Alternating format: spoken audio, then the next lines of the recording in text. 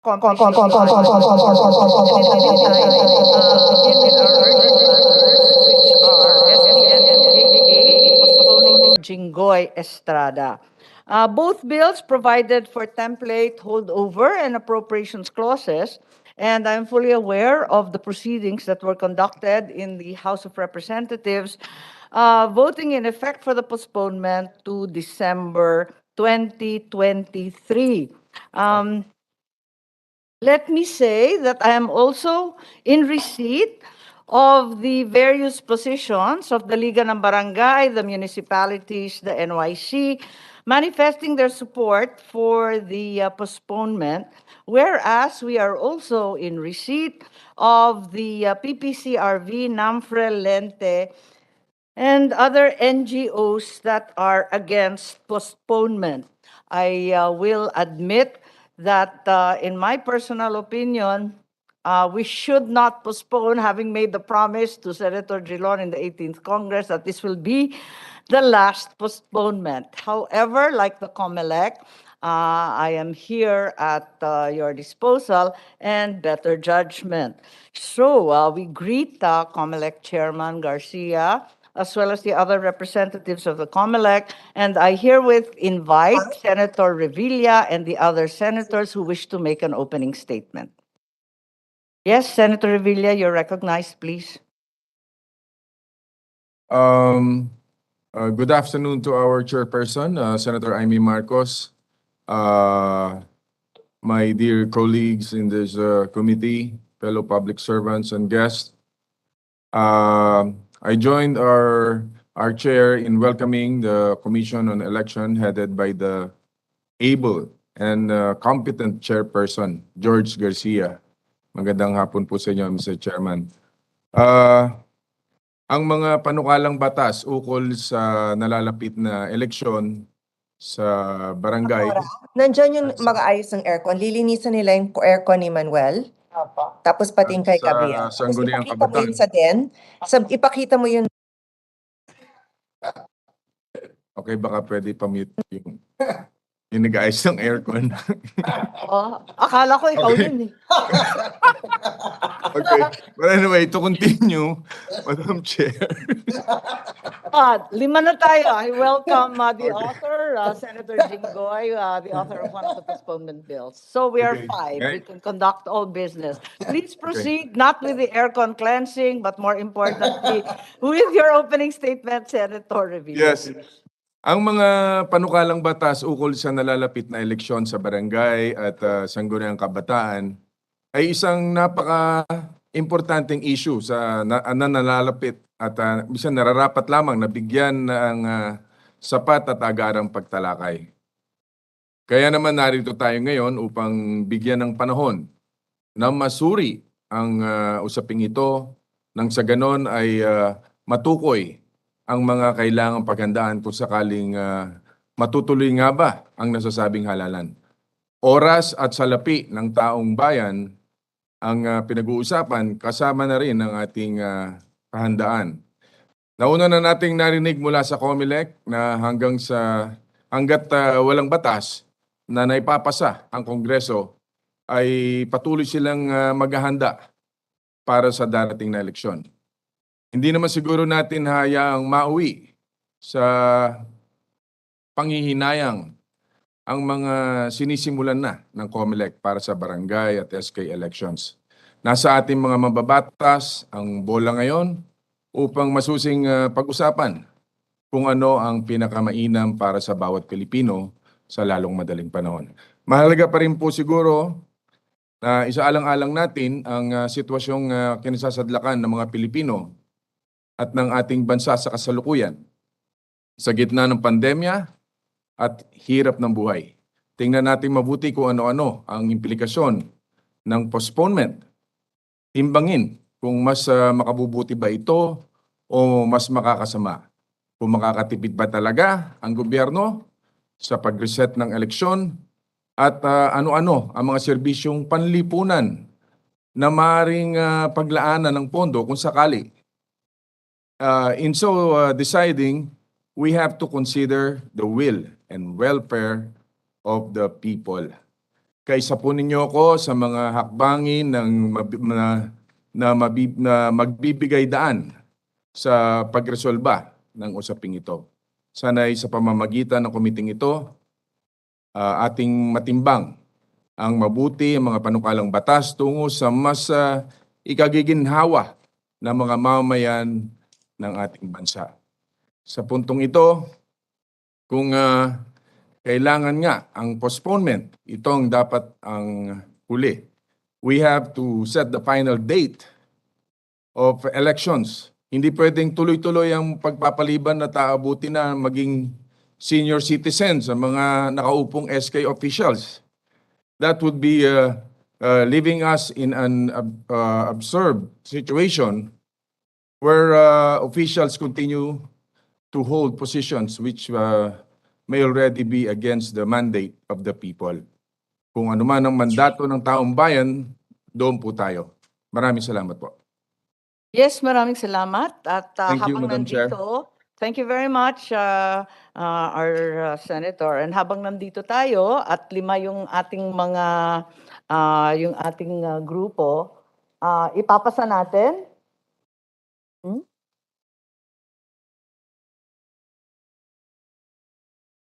Yes, so in as much as there are 5 senators here present online and the 2 of us here in physical presence, may I ask that we pass at this juncture the supplemental rules to the rules of the Senate so that we can activate and reorganize this committee.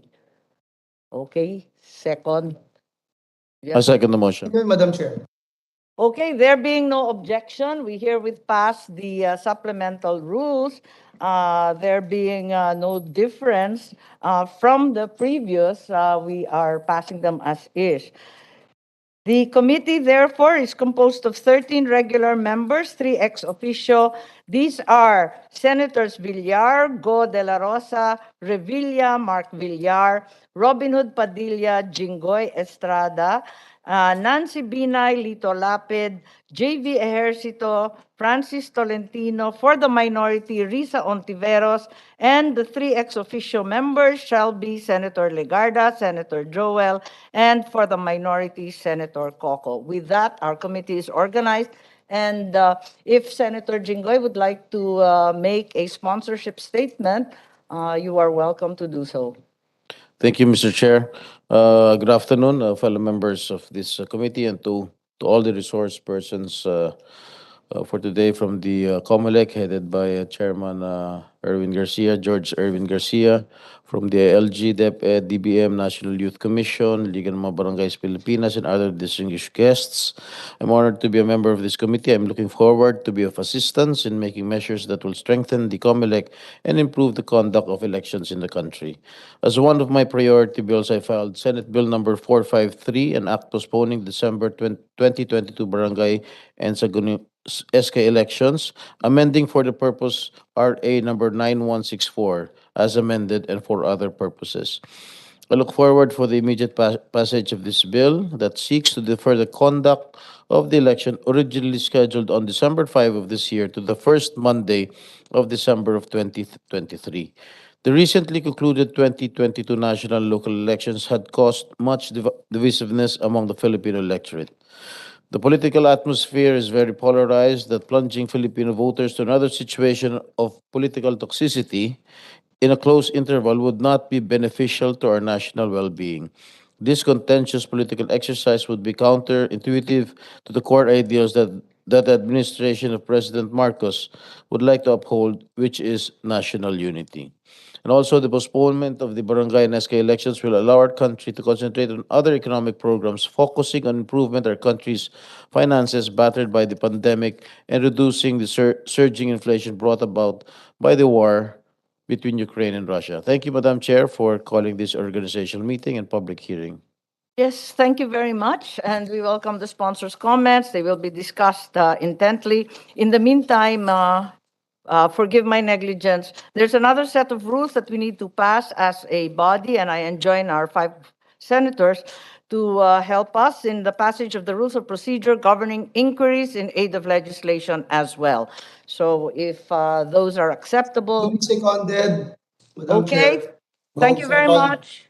Thank you very much, JV. Thank you very much, majority. There being no objection, these are passed as part and parcel of our rules in supplementary to our Senate rules. Thank you very much.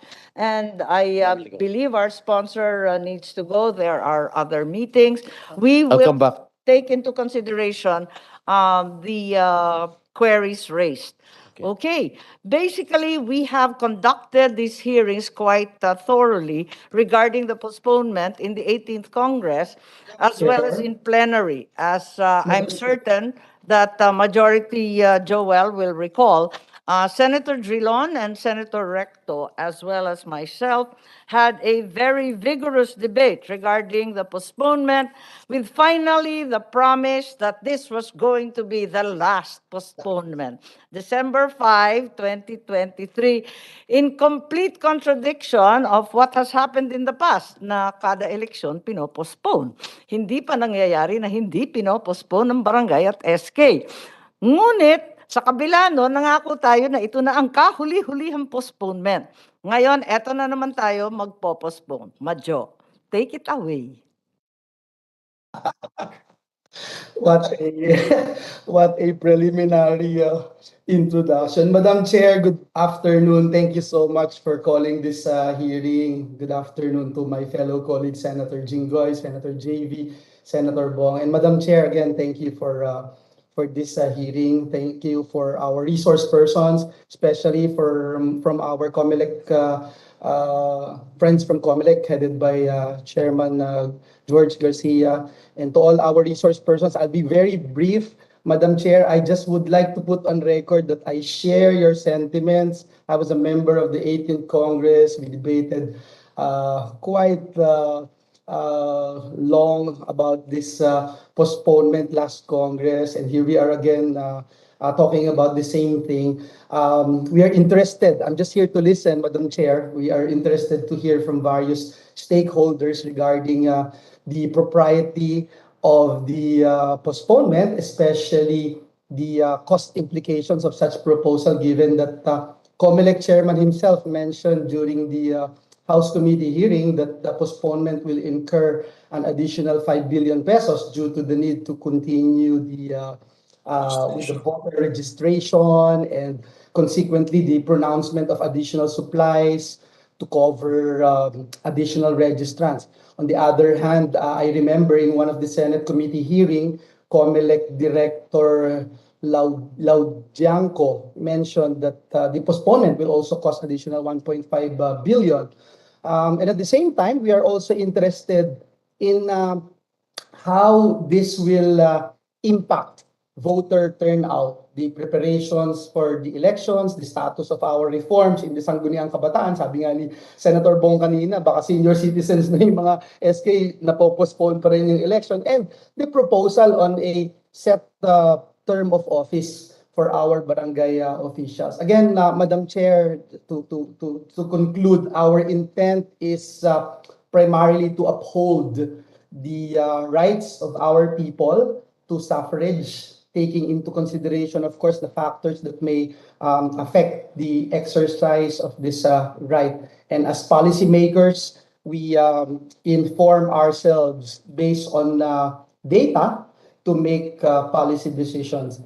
And so again, we're grateful, Madam Chair, for this opportunity, and we're very grateful for any input from our stakeholders as we carefully weigh the pros and cons of the proposal to postpone the upcoming barangay and Sangguniang Kabataan election. Again, thank you so much, and may God bless us all. Thank you very much, Majority. Is there a desire from Senator JV to also put in a few good words? Thank you, Madam Chair. I'm happy to be part of this committee. Anyway, we had a hearing last week, no, in the organizational meeting of the Committee on Local Government. Local government, yes, I Yes, was and- attending, although Yes, and, I was not able to do so physically. Yes, but we had as guests also COMELEC Chair George Garcia, and we already heard their position and their concerns, no, that postpone, as mentioned by our majority leader, that postponing the elections for next year. Will instead of saving us 8 billion, on the contrary, we'll be spending about 1.5 billion in case it's held in May, and probably 5 billion if it is held in December. But nonetheless, Madam Chair, we are here also we are here to hear the pros and cons and weigh the pros and cons, and being the one of the principal authors of the SK reform law, together with the now President Bongbong Marcos and then Senator Bam Aquino. It's an Aquino Marcos Ejercito legislation. Of course, we want to have what's gonna be the best for the Sangguniang Kabataan. But nonetheless, I'm here to hear. I am here to listen, and of course, we will make a decision, no? After we have weighed all the options. Thank you, Madam Chair. Yes, thank you very much. And we are apprised of the opinions, and given the lateness of the hour and the subsequent session at 3 p.m., let us go through the heart of the matter and the discussions made not only in the Committee on Local Government here at the Senate, but as well the plenary and other debates in the Congress. I understand it was determined to approve the postponement of December 5, 2022 to December 2023 and every 3 years thereafter.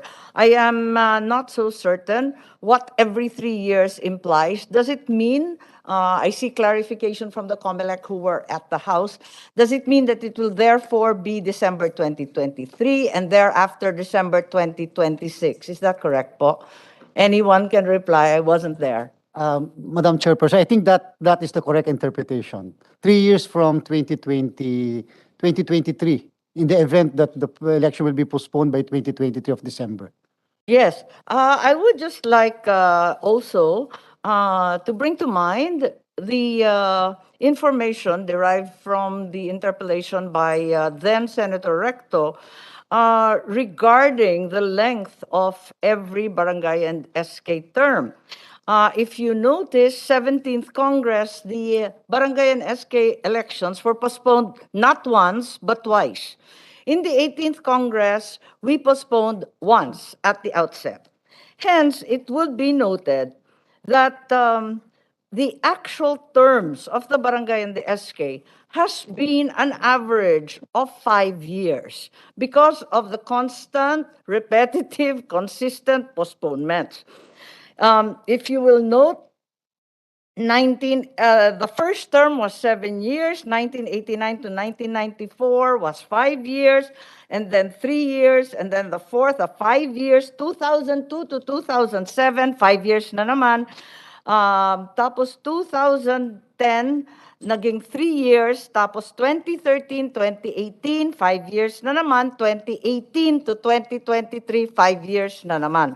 So, ang sinasabi noon ni Senator Recto, and perhaps this is a consideration, baka naman mag-decide na tayo na mas mabuti na 1 year after the presidential election, gawin na natin kada 6 years para may fresh mandate kasama ng Pangulo from the grassroots all the way up. There's a fresh mandate. What does the COMELEC think of this outright extension so that we are not subjected to constant and repetitive postponements? Madam Chair, with your kind permission, the Majority Floor Leader and the members of the committee, Senator JB and Senator Bong Revilla. Madam Chair, the Constitution is very specific under Article 10, Section 8. It says that the term of office of all local officials except barangay officials shall be 3 years. Because as far as barangay and SK officials are concerned, it can be provided or fixed by law. And so it's up really to Congress whether to fix it by 5 years or 7 years, as the case may be, or even on a case-to-case basis. And that provision of the Constitution is now being used by Congress for policy determination as to whether it's really 3 years or 5 years or 7 years. So it really depends on the Congress, Madam Chairperson. Yes, I am in full agreement with our chairman here. na nasa kamay ng ating mga mambabatas ang termino ng barangay at ng SK. Dahil yun ang sinasabi ng ating saligang batas na yung itinakdang 3-year term para sa local government officials at sa iba pang official katulad ng mga kongresista. Subalit, yung barangay at yung SK, ang sinasabi doon nasa batas. So pwede natin isabatas ang anumang kinakailangan. So I think there should be some consideration of just extending it 1 year after the presidential election. I have concerns also about December 2026. As we know, as we speak, there is a rampaging typhoon Florita throughout the country, at least in northern Luzon. It's caused a great deal of destruction. Panahon ng bagyo po ang December. Talagang hassle ang December para sa mga local government units at saka sa mga particular na mga COMELEC offices. Kaya yung objection sa December dati, dahil sa panahon. Ano po sa tingin ninyo? Ayan, Director Sino Cruz, lahat ng mga nasa ground at saka Director Elnas, di ba? Parating iniiwasan natin yung December kasi nga bagyo Kokonti ang turnout at saka napipinsala pa yung iba. What are your thoughts, please?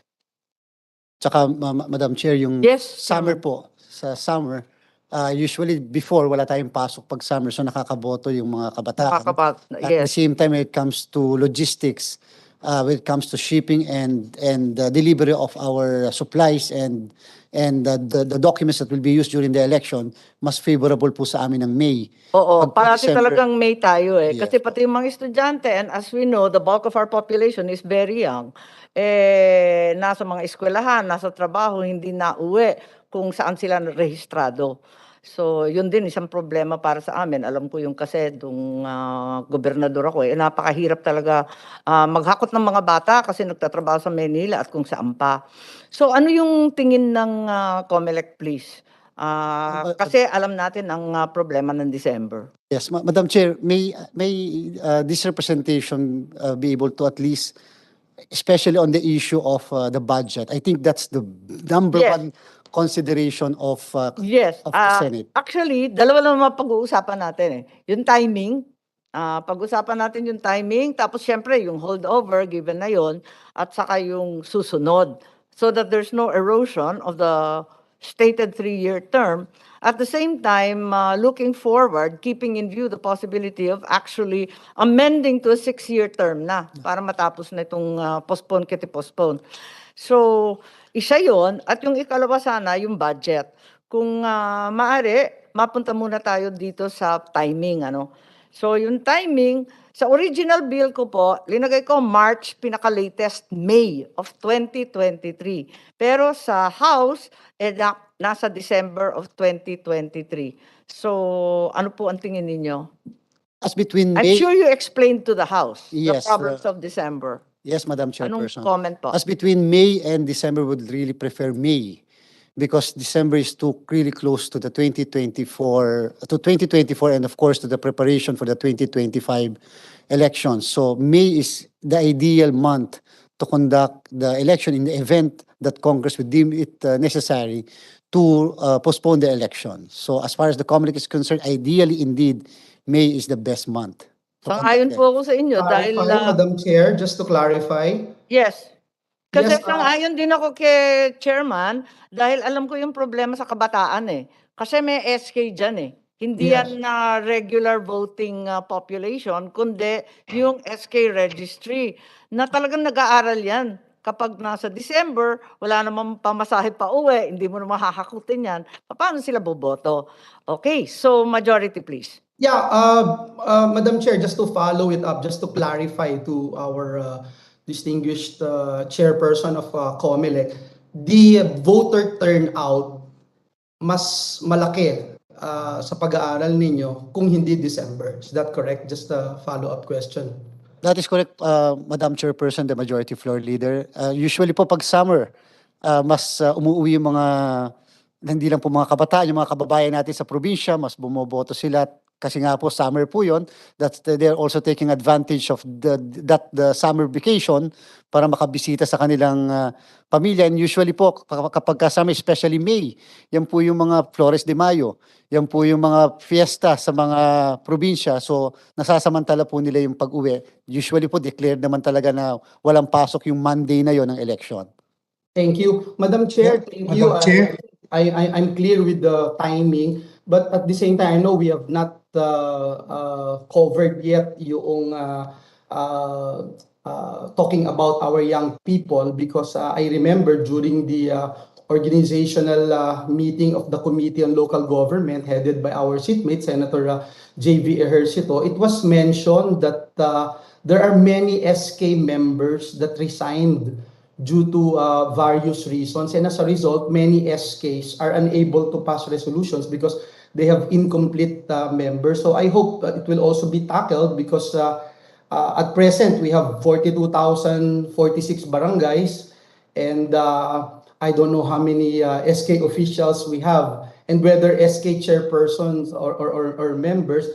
So it's a concern as of this time how many Sangguniang Kabataan positions are vacant. So I just want to put that on record. Thank you, Yes. Madam Chair. Yes, I agree. I'm in full agreement with the majority as well as the observation of Senator JB. Madam Chair. Sorry. Madam Chair. Yes, 1 second lang, just a quick comment. I will recognize you, Commissioner Bulay. Thank you, ma'am. Just a quick comment on the SK.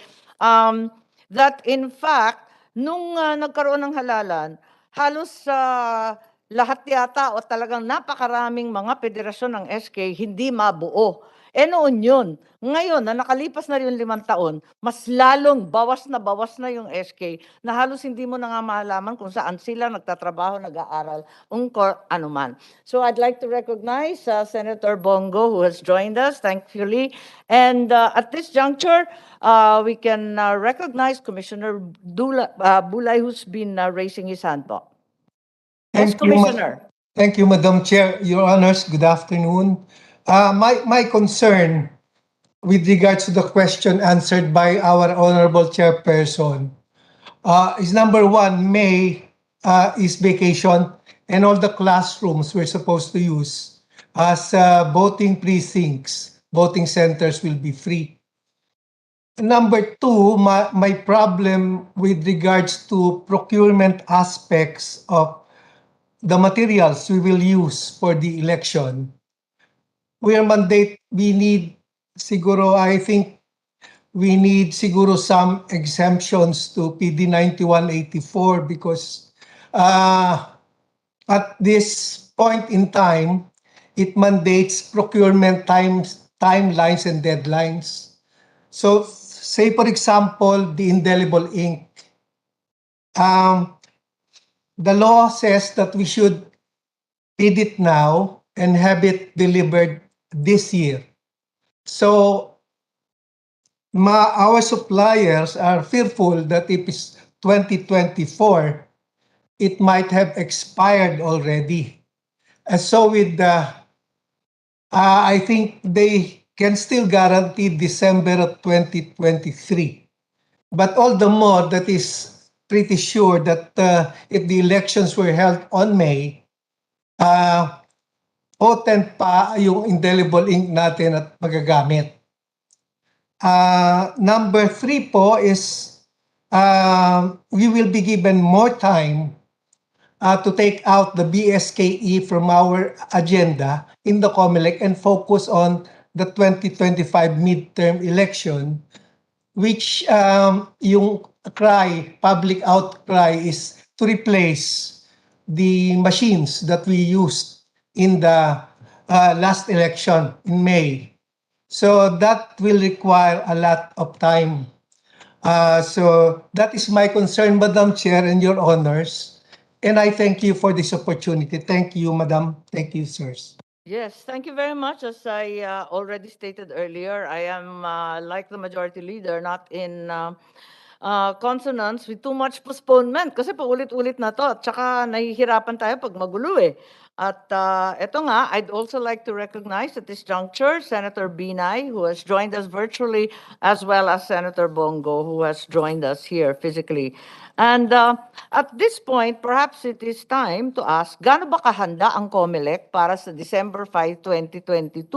Kasi napansin ko, maski yung link na designated for the relevant resolutions pertaining to the 2022 Barangay and SK elections doesn't exist in your website. Wala nga link sa website ng COMELEC eh.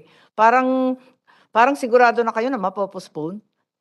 Sabi nga ni Commissioner Bulay, talagang wala pang pinoprocure. Ipoposting pa yan, ipapublish pa yan. Talagang short of time na tayo. Talagang ipopostpone at ipopostpone. Chairman, please. Thank you very much, Madam Chairperson.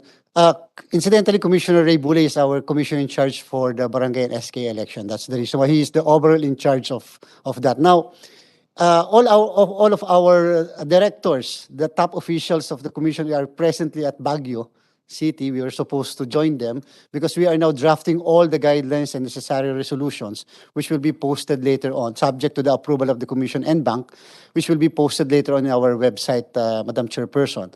Now, as far as the awards of certain contracts for the supply of certain materials that we'll be using, we already started with the award and procurement of padlocks.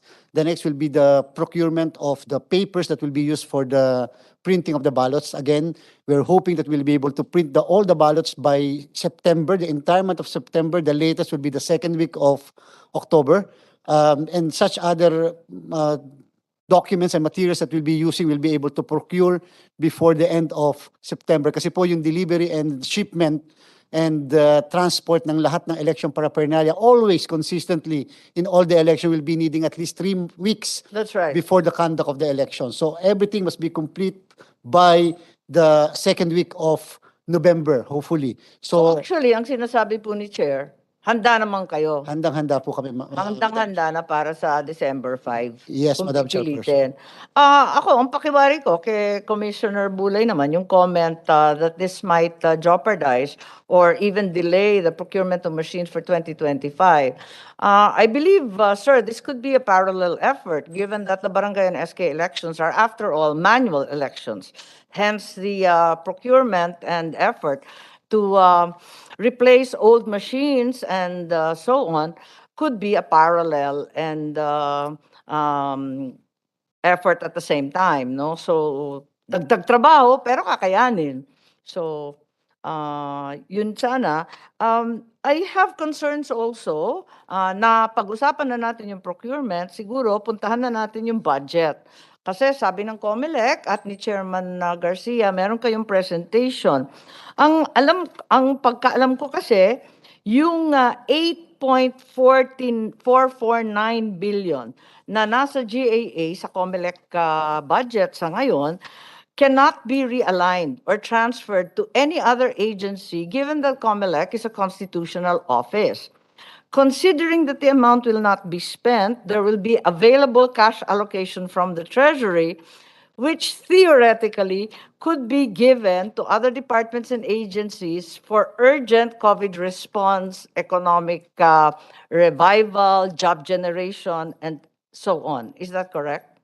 Madam Chairperson, as far as the 8.449 billion peso is concerned, the budget for the SK and Barangay election of December 5, 2022, with all due respect to everyone, we will not be able to share that with other agencies of the government because definitely po, by the end of September, we'll be able to spend at least less than 1 billion already by that time. Today, we already had awarded certain contracts such as the delivery of products, and therefore, once delivered, we'll be able to pay, and therefore, we'll now be able to again complete certain procurements. Yes. So, yung pong, even in the postponement of the election of 2016 and even in 2017, Halos lahat nagastos na eh. at meron pong automatic na appropriation, automatic na dadalhin po muli yung budget para sa postponement. In fact po, that 8.4 or 5 million will not be really enough. So, Yun na magagamit na po namin yung ilang part po doon ng budget na yon. Pero yun nga eh, kung hindi pa napo-procure, maski yung tinta, tapos yung website na hindi pa ayos yung mga link, ibig sabihin hindi gano'n ka-prepared at hindi pa nagagastos. Magkano at this point ang nagagastos na doon sa 8.5? Yes, ma'am. Yung nagastos na po namin, bayaran na namin ay 800,000, 300,000 for such other miscellaneous expenses, and 500,000 for the training that was done last 2 weeks ago sa Bohol. So, And then- 800,000 pa lang ang nagagastos. Yes, ma'am. So, kung tutuusin, malaki-laki pa rin kasi you have 7.7 pa rin. Yes, So- ma'am. And then, of course po, we already authorized that our personnel render overtime services from Monday to Saturday in view of the fact of the preparation. May ginastos na rin po kami konti, yung 300 para po dun sa continuing registration of Okay. 20 days. Okay, I assume you've had some expenses, definitely. And Commissioner Bulay seems to want to add to that information, please. You're recognized, sir. Thank you, Madam Chair, Your Honors. Thank you, our chairperson, George Garcia. The budget for the 2022 BSKE is a continuing appropriation. So it cannot be used. It has a specified purpose for its use, which is basically the Yes, I'm just BSKE. citing the argument that's been made by some quarters na pwedeng gamitin, lilipatin daw yung pera ng COMELEC, gagamitin sa iba't ibang COVID response, job generation. Alam po natin, hindi po pwede yun, ano? Opo. And to add to Chair George Garcia's statement, Madam, although we have physically spent only that much, most of it are obligated already, because I mentioned earlier that we are following timelines on procurement of things. So basically, when we start procuring things or we start the bidding, budget is allocated and certified by our own budget department. So most of the budget are obligated already, although hindi po siya physically disbursed or paid. Thank you, Madam. Salamat po, Your Honor. Salamat po. Thank you, Commissioner. So, given that you're directly on top of the barangay and SK elections, magkano ang pwedeng makuha dun sa 8.5 billion? Magkano yung talagang na-disburse na, obligated but not disbursed? Magkano Madam? yung sabihin natin free portion? Magkano pa talaga yung natitira dun sa 8.5? Kasi yun ang damage natin, kumbaga eh. Madam, may we be allowed to to submit it to you? Marami po kasi para detail po at saka eksakto. Kasi, Kung ano na po, yung tama. stage po pati ng That's right. procurement, kasi may mga masisira na po na public vested rights do sa mga Okay, tao. kasi meron tayong training na actual disbursed na yon, ganastos na yon, 'di ba? Nabayaran na yon. May binabanggit si chairman na 300 million na ginastos na rin pagkat 300,000 o 300,000 o at least nabawasan. Okay, 300,000 na ginastos na para sa overtime pay ng iba't ibang empleyado. Meron rin tayong sinasabi na obligated, na awardan na ng kontrata, at saka yun ang sinasabi rin ni Commissioner Bulay na ma-erode naman ang kanilang mga karapatan. At ikatlo, merong obligated and disbursed. So I think bilangin natin lahat ito, yung hindi pa na-obligate, pero na-awardan na, tapos yung mga na-disburse na, yung paid out na, para alam natin magkano talaga ang matitira dyan sa 8.5 billion.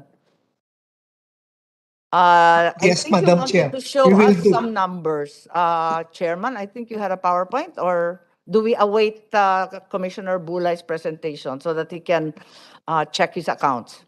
Well, as far as that question, your Madam Chairperson is concerned, the consolidated contract amount as of today is 376,234,859, and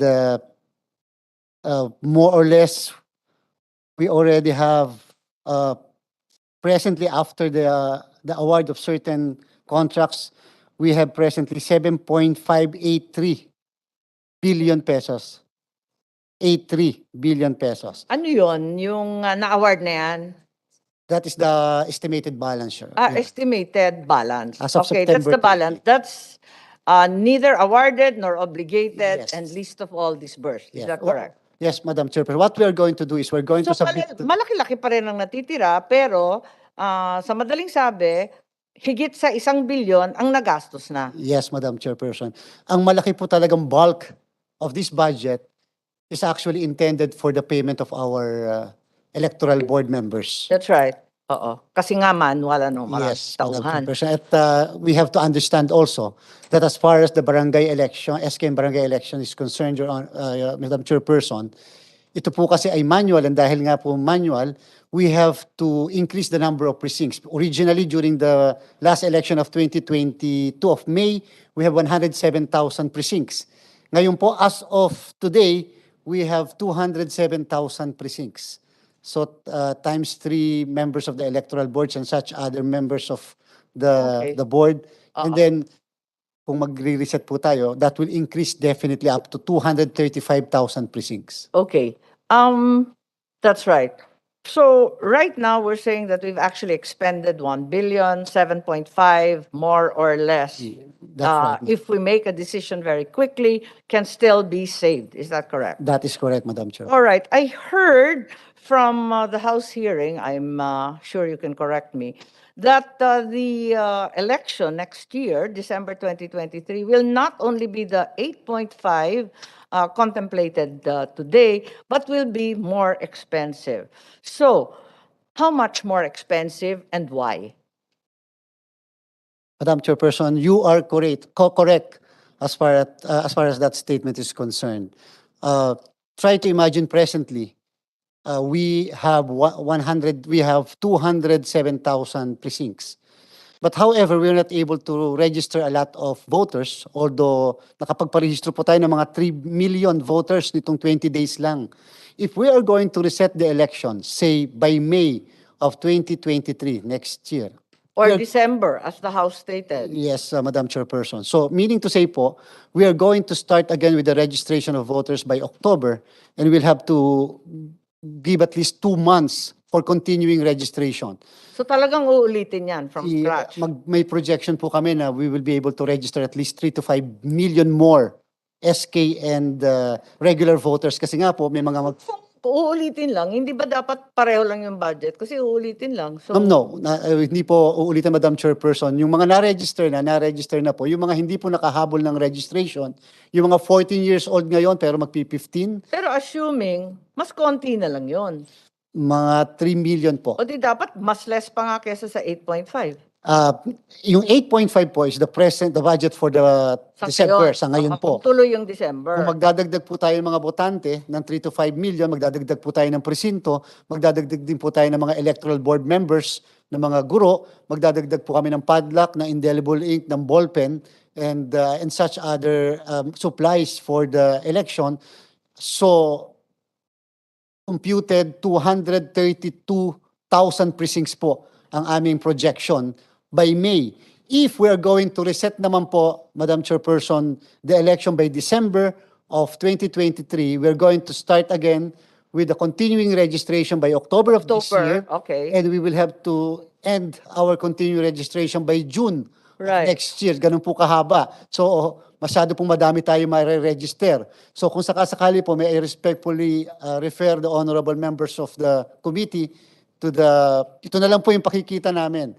Tingnan nyo po, with all due respect, yung kakailanganin namin, we will have to really adjust the initial statement that this representation and our spokesperson had given during the hearing of the Senate and the House of Representatives. So it would appear really that we'll be needing all in all for May of 2023, we'll be needing at least 17 billion.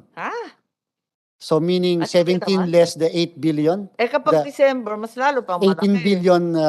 billion, Madam Chair. Instead of the 8.5 now. Yes, Madam Chair. So 17 less the 8.5 and then 18 less the 8.5. Naku, ang laki naman. More than double. Because, Madam Chair, we will be requesting Congress. Doon po kasi sa present budget natin na 8.5, wala po kasing increase in honoraria po yung mga electoral board members natin.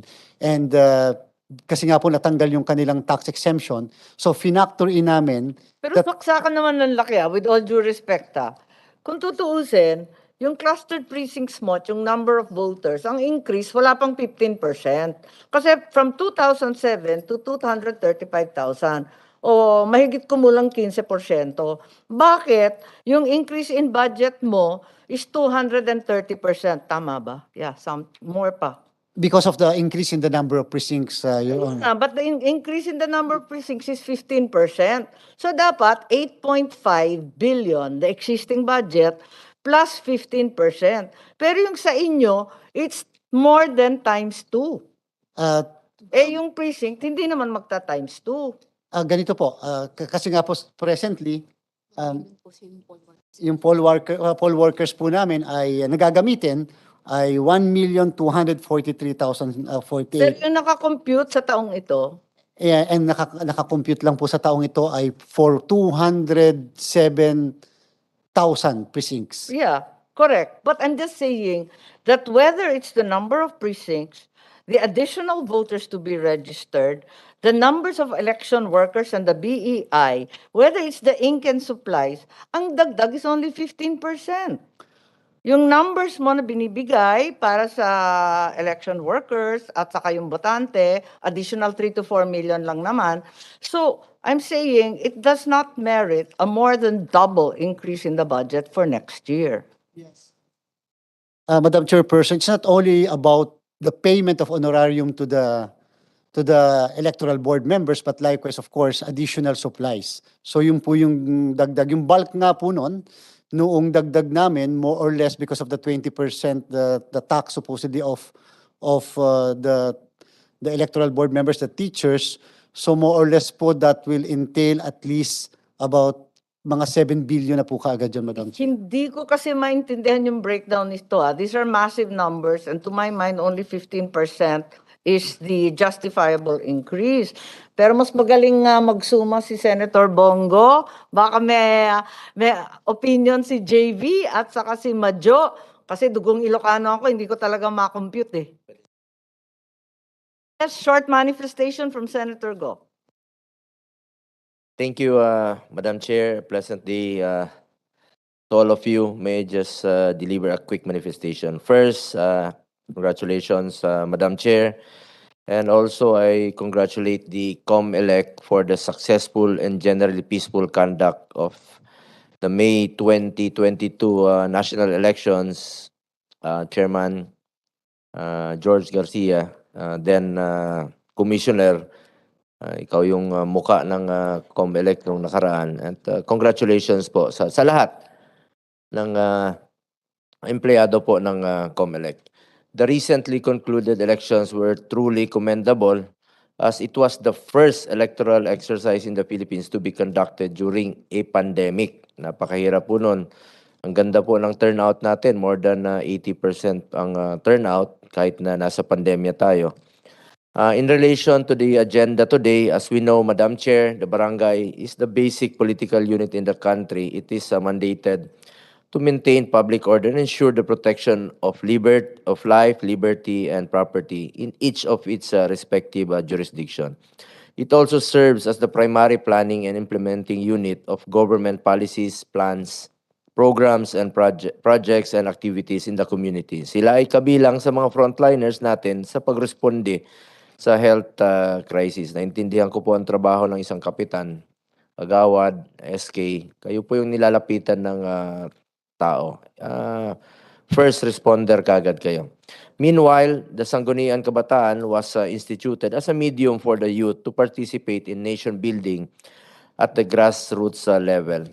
To give local officials of the barangays and Sangguniang Kabataan ample time and continuity to pursue and implement the programs they have set in their respective jurisdictions. I have filed and co-sponsored the postponement of the barangay elections to December 2022. Hindi naman po kasalanan ng ating mga barangay officials, kinain po yung kanilang termino Nung nakaraan, 2 taon na lang po ang naiwan na sa kanila. So kaya po, na-postpone to December 22. Isa po ako sa sumuporta nito.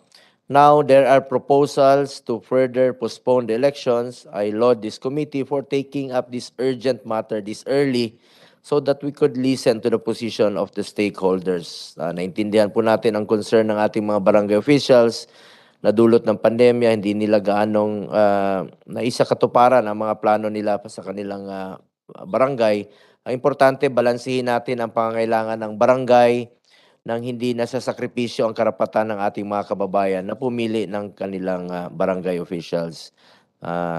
Yun lang po, Madam Chair. Ako po'y kaisa mo sa pagdinig na ito. Maraming salamat. Maraming Madam Chair. maraming salamat kay Senator Go. Lahat kami sang-ayon at payag.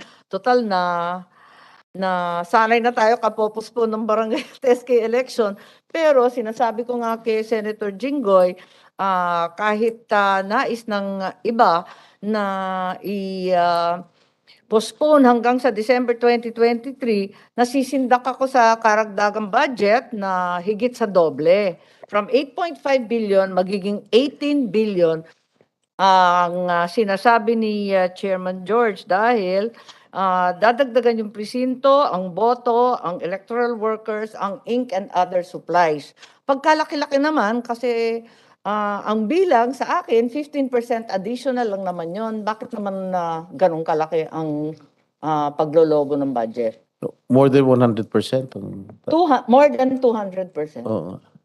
From 8 billion to To 18? December 18. 18. 18? Yes, Madam Chairperson, kapag may 10 billion more?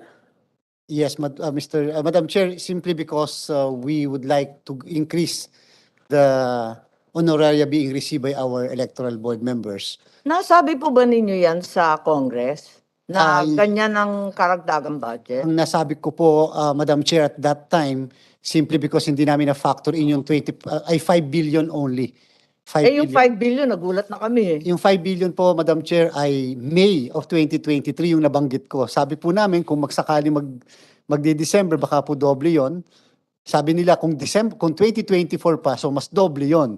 So, talaga pong, it will entail a lot of cost, Madam Chair, simply because Hindi naman doble kung 3 to 4 million additional voters, kung 15% additional precinct, wala naman sa doble yun. the reason, Madam Chair, is because of the increase in honoraria po. Ngayon po, they are receiving chairperson. Siguro you can give us details na Yes, lang. Oo. Madam Chair.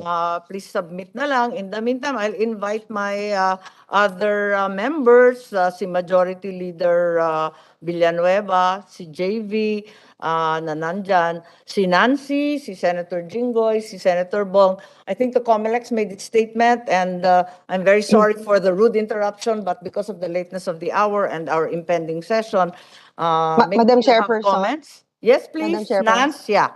Yes, Yes, you're person lang- recognized, Senator Yes. Binay. Thank you, Madam Chairperson. Hindi, kasi nabanggit po ni Chairman na dahil sa honoraria kaya tataas. Kung mapasa ho ba namin sa Senado yung exemption dun sa tax nito, hindi na ba kailangan itaas? Kumbaga hindi na kayo mag-i-increase ng budget? Mag-i-increase pa rin po, Madam Chairperson, pero po, sobrang bababa po ng mga at least 5 billion ang mabababa po. Kasi nga po, we have kung sakasakali po, we have 1,243,000 poll workers. Ang mga chairperson po ay 10,000 sa kasalukuyan kung mai-increase po sila ng 12,000. Yung po mga poll workers members ay 9,000 and then yung other poll workers ay 7. Pina-factor in po kasi namin, Madam Chairperson, yung pong tax exemption supposedly nila na dahil nga po nawala yung tax exemption, so medyo bababa po yung kikitain ng ating mga electoral board members. And we have to understand really, and that is what the COMELEC is really fighting for. We really have to understand that because this is manual. Compute namin yung worth nung tax exemption, di ba? Senator Nancy, naalala ninyo, pinag-usapan natin 140 million lang yun eh. Hindi naman kalakihan na 5B eh.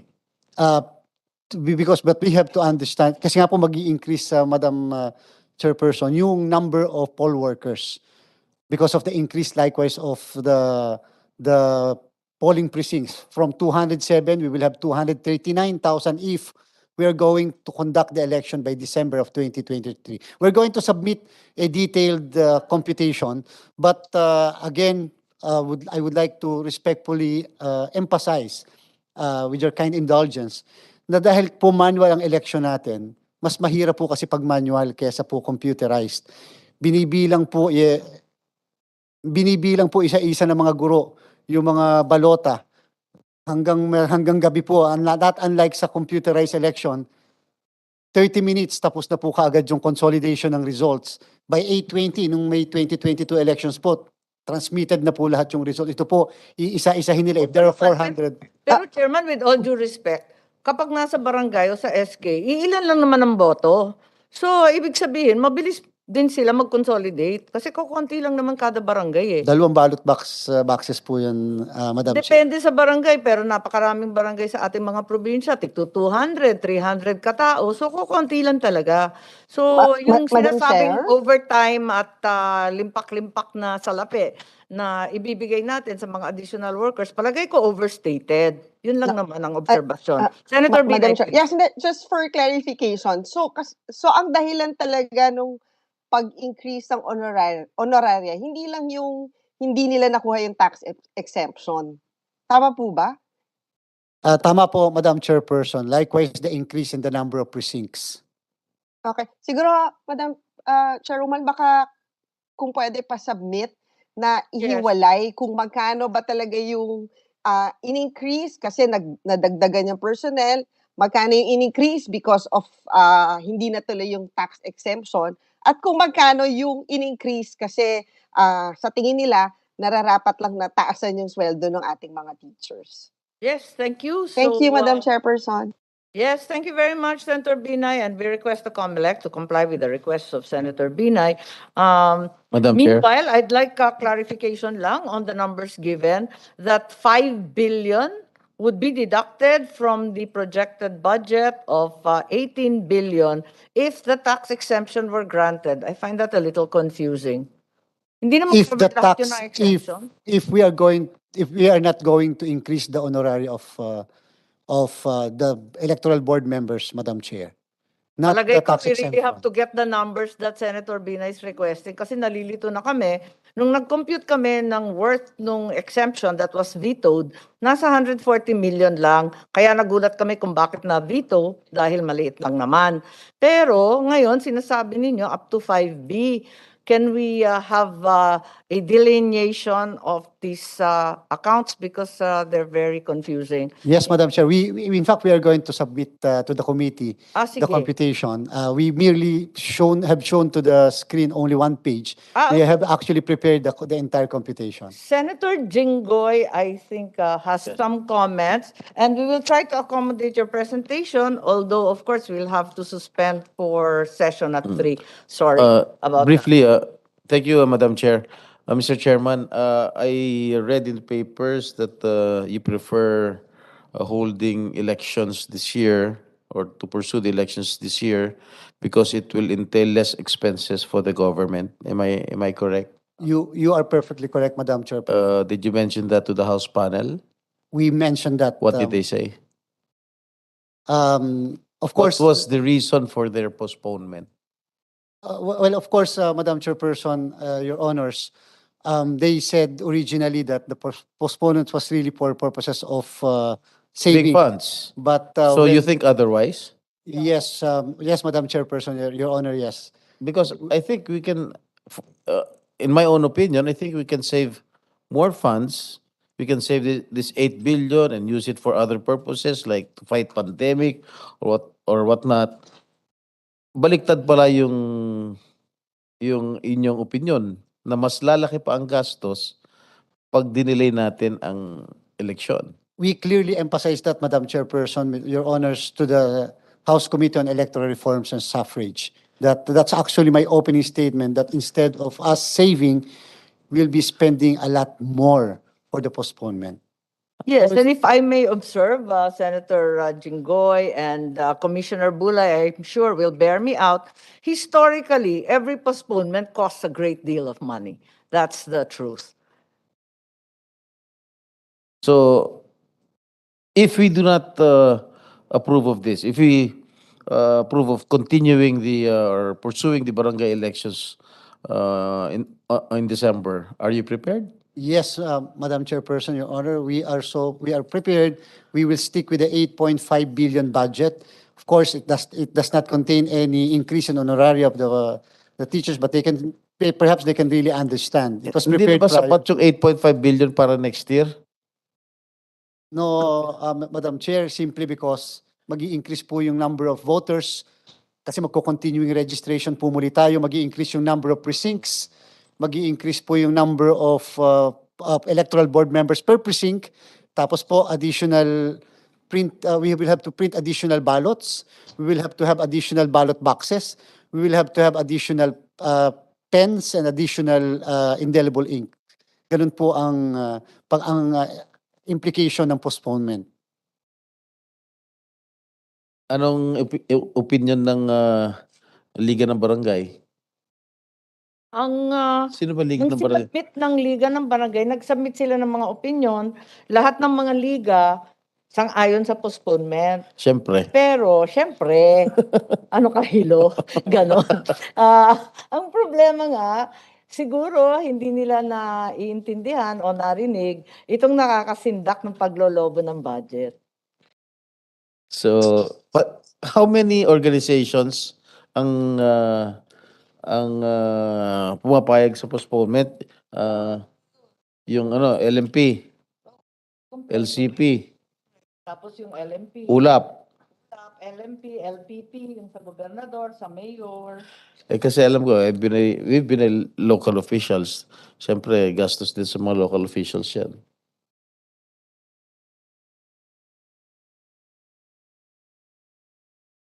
So, are we going to have another hearing after this? No more? No, I think it's no longer necessary. To my mind, it's no longer necessary to have another hearing, as Majority Leader is aware, as well as Senator Go and Senator Nancy. We had very extensive debates both in the committee level in the 18th Congress as well as in the plenary. And the arguments are always the same for postponement. Kabisado na natin yan. Kaya lang, tayong magdidesisyon bilang member, we've heard the COMELEC give this gargantuan budget that the postponement will cause. We've also heard from the NGOs who are opposed to postponement for different reasons, NAMFREL, PPCRV, Lente, and others, IDEA, they're all against it. Whereas we know for a fact that the SK, the Liga ng Barangay, the ABCs, and the LPP, the City Mayors and the Mayors League are all pro postponement. So palagay ko, nasa kamay na ng ating mga mambabatas kung anong gagawin dahil narinig na natin halos lahat. Doon ba ho sa House panel, if they want to postpone it up to December 20 of 2023, when will the next election be held? Meron na ba? Sa palagay ko, ang nakasulat, magiging December 2026. December na lagi? It was the proposal of the committee as the second disposition, first to postpone the election, and there will be election every 3 years thereafter. December. Yeah, December. Hindi not May. Yes. Na isa problema rin yung December pagkat panahon ng bagyo, tapos pasukan ng mga bata, hindi naman magsisiuwian kundi May. So yung SK talaga madadali niyan, maraming hindi boboto at walang makakauwi. So there are real problems as we're aware with December, kaya May. And I hope this, if ever Congress will approve of this, I hope this will be the last postponement of any barangay or Alam, SK Senator election. Go, nag-promise pa kami kay Senator Drilon.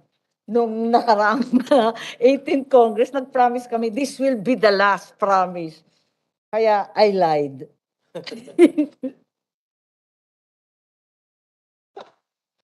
Thank you very much to everyone. Yes, Majority Leader, do you have anything to add? Tama. Madam Chair, just papromise natin. very brief. Thank you very much, Madam Chair. I think just like you, I'm also confused with the figures. I'd be very interested with the figures that will be submitted to us because I'm a little curious about it.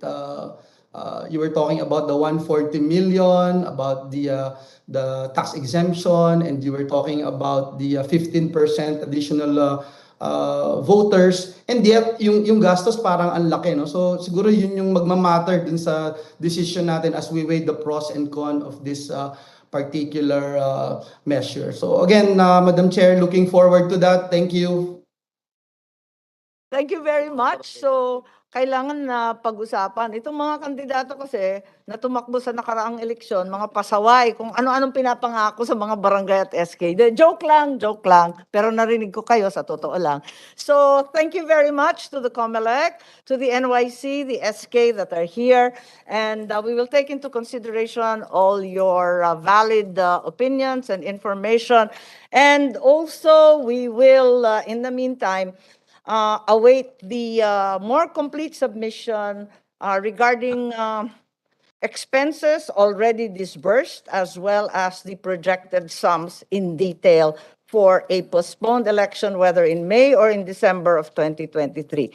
With that, if there are no further matters, we suspend the hearing of the Committee on Electoral Reform and People's Participation. Many thanks to all of you. Thank you, Madam Chair. Thank